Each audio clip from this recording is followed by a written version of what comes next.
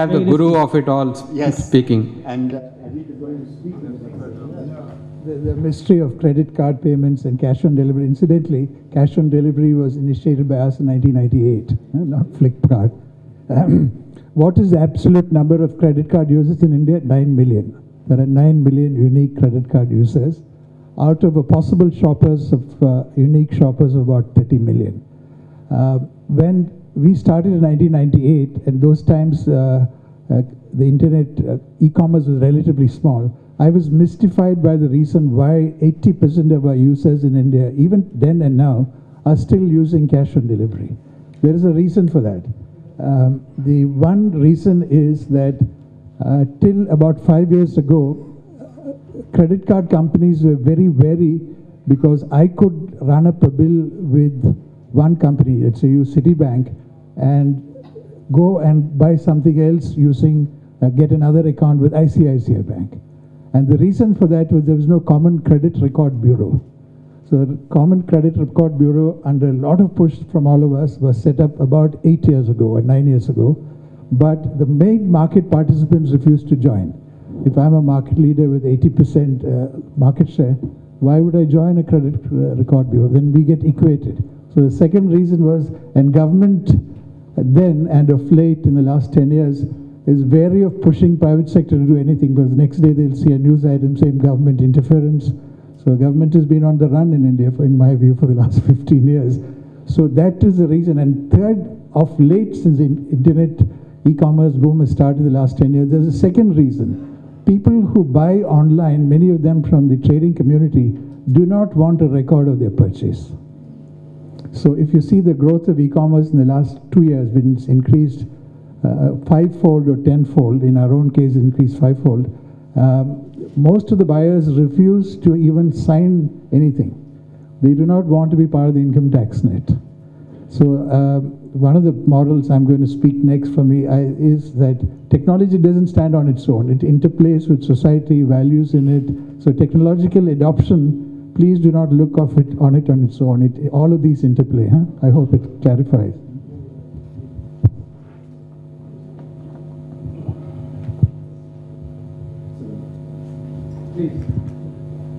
Yeah, I just have one comment and then one question. But the comment is of the nature of something else which is interesting on how maybe technological innovation could help or what it could do. And this is the concept of sharing and contract enforcement. So a lot of development in mobile technology is simply about tracking people and making sure you can monitor what they do. And an initiative in London is about sharing bikes. So maybe you know of this. It's the Barclays Bike Initiative. And if you look at what a mobile app is, it's software that can move. So they put this app on bicycles, and if you use the bike, they can track where you go, how much you use, and charge you for it. So think of it. I don't know how many people there are in London, but all of them are sharing bikes. And this is possible because of the technology. So if you think futuristically, because of resource constraints, this is quite a good idea. And now it's being expanded to cars as well. So that's my comment. And my question is about user adoption of this technology. So digital literacy and awareness is an issue.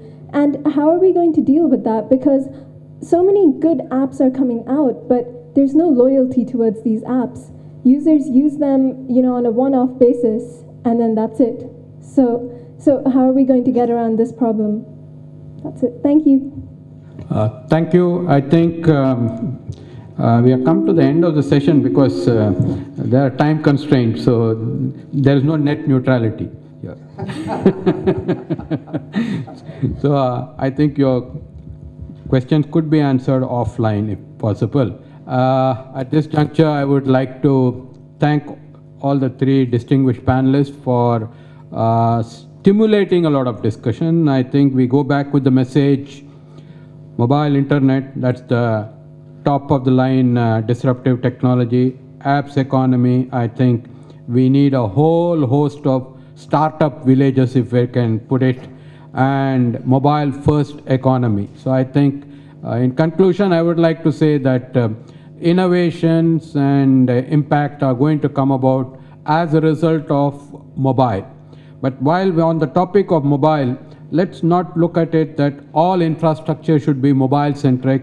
There is a space for optical fiber, which Mr. Ajit Balakrishnan has been always advocating about. And I think we need to look at this, that there would be a very succinct sort of integration between the optical fiber and the mobile networks. So it will act as a backhaul for the mobile networks. We do hope to see the integration of all of these things.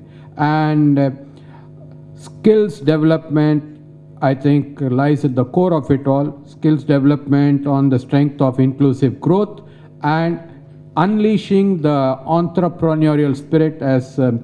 Anupam Khanna did mention, that NASSCOM is working on 10,000 startups, and I think the startup village and etc. are all in the same genre. I would like to thank each one of the distinguished panel speakers and the audience, which has elicited a lot of interesting queries and questions. Thank you very much. Can I put on my, not my speaker hat, but my organizer hat, or one of the organizers' hat, to thank Mr. Ravi Shankar for coming and conducting this session with a lot of skill and expertise and adding a lot of value. So thank you, Mr. Ravi Shankar, for conducting this session very efficiently. There will be a very short break. We have two distinguished speakers now, the valedictory. So we'll take a very short 10-minute break. We'll reassemble in about 10 minutes, please.